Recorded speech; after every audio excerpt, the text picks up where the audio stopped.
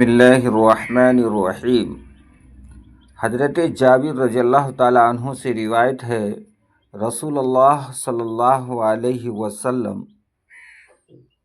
شہدائے احد کے دو آدمیوں کو ایک کپڑے میں اکٹھا کرتے یعنی جمع کرتے اور فرماتے، ان میں سے قرآن کا علم کس کو زیادہ تھا؟ اللہ اکبر۔ جب ان میں سے کسی ایک کی طرف اشارہ کر دیا جاتا تو آپ صلی اللہ علیہ وسلم اسے پہلے لحد میں اتارتے یعنی قبر میں اتارتے اور فرماتے، میں روز قیامت ان لوگوں کی گواہی دوں گا۔ آپ صلی اللہ علیہ وسلم نے انہیں اسی خون آلودہ یعنی خون میں لت پت حالت میں دفن کرنے کا حکم فرمایا۔ آپ صلی اللہ علیہ وسلم نے ان کی نماز جنازہ پڑھی اور نہ انہیں غسل دیا گیا۔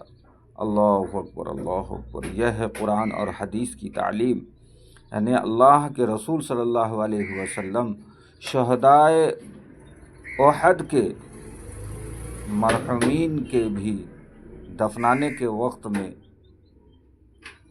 قبر میں اتارنے کے وقت قرآن کے علم والے کو ترجیح دے رہے ہیں۔ اللہ تبارک و تعالی ہم سب کو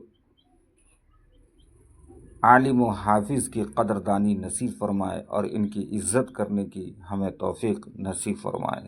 اللہم آمین۔